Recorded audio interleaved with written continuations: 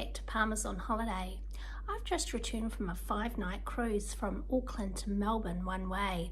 We travelled on P&O Pacific Explorer and we had interconnecting cabins. That's 2 cabins that join together.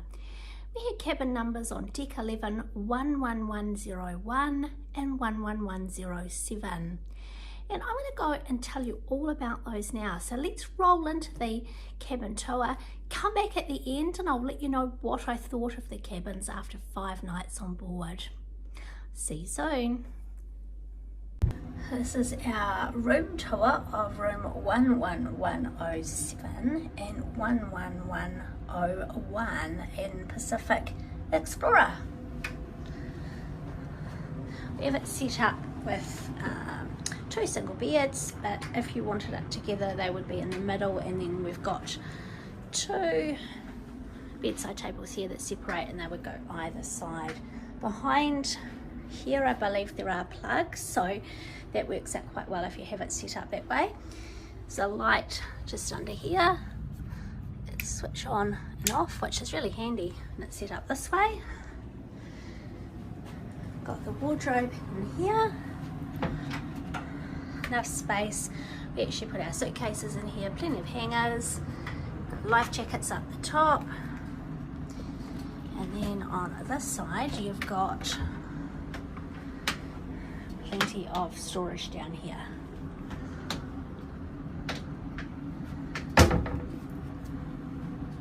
Got some little hooks there for hanging bits and pieces, and you probably saw when I came in, nice big mirror here.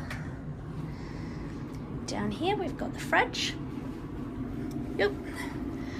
Fridge down here. We've got 1 New Zealand Australian port, 1 Euro port and 4 USB ports, which is really good. I find this is really useful for charging things. Up here you've got your safe, extra cupboard and the TV above. And this cabin, it is an adjoining cabin, and you don't pay that much more at all to have an adjoining cabin. I think it was something like $30 or $40 per person for the whole cruise to have an adjoining cabin, so check that out if you've got more than 2 people. Got a little desk here with mirrors. It comes with water, but you do pay for that. I think they've got, as I say, buy 5 get 1 free. Otherwise they are $5.25 each per bottle. Australian. We've got the dial there for the heating and cooling, and this wee thing here is just to open the adjoining doors. And here we've got the bathroom. Comes with your towels down here for the pool, all set up. Shower with a curtain and towels up above here, and the light. Pretty standard bathroom. It's not a bad size actually, and I didn't find it got too wet in the shower, so that was good. And here we've got the adjoining room, and oh look, we have a little friend today who's come to visit. Oh, a little looking elephant today. So this one has, it's pretty much identical, except for this is one big unit right the way across, and up here, let's see if I can tilt that up, you've got the bunk bed up above there, whereas in my cabin these beds down here, they actually pop up into bunks from the bottom, so just a bit of a difference. Other than that, it's virtually identical. You've got exactly the same things. Hair dryer on the wall there. Bathroom is pretty much identical. Shower gels and stuff in there. They're not bad. They're not bad.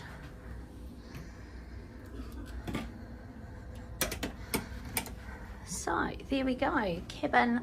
This one is 11107. And this one through here was 11101. and they are interior cabins, deck 11, midship. Alright, so here are the pluses. There was plenty of storage space. In fact, there was more than enough storage space to fit even the suitcases in the wardrobes. They also fitted under the bed, so it wasn't a problem. The bathrooms were big enough. They weren't huge, but they did the job. And having 2 bathrooms, because we had interconnecting cabins, meant that there was no fight for the bathroom at the busy times. The other plus for the cabin was the beds. They were actually really comfortable. I've stayed on Royal Caribbean earlier in the year, and their beds were really hard. So compared to that, these were like luxury. Another plus was being on deck 11 right underneath the pool. I was really worried after I booked it that we would have a lot of noise, and we barely heard anything. So that was a non-event really. All right, so those were the big pluses. What were the minuses?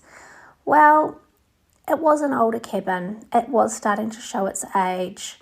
There was some small maintenance issues. We had a light that had been taped up to hold it in place, and you can see that it is an aging ship, and there's nothing wrong with that, but it just means that you do spot it in some places, and that was one of them. Other than that, there wasn't really any big minuses. I was pleasantly surprised. I thought they would be dingy and dark and horrible, but I actually really liked it. I like the quiet, I like the space. And okay, it's an inside cabin. You don't get the view outside that you do with an ocean view or a balcony. And yes, there was times that I did miss that, but for the price that we paid for these cabins, honestly, the biggest plus overall was it was only just slightly more than an airfare to Australia, and then we splurged just a tiny bit more. I think it was $100 or $200 at the most for the whole trip for all 4 of us to have the interconnecting cabins, and that meant we had the space for the 4 of us. I would not put 4 people or even 3 would be a bit of a push on one of these inside cabins. So if you are thinking of doing that, definitely splash out and get the extra space. It was totally worth it. I have so much more to share with upcoming vlogs. I'm going to talk about embarkation day, I'm going to talk about the cruise itself, the things that were great and the things that maybe were not so great, or things to watch out for if you're thinking about cruising on P&O's Pacific Explorer. It was a great cruise, and I hope that you have some great cruises coming up too. We'll see you soon. Let's go cruising.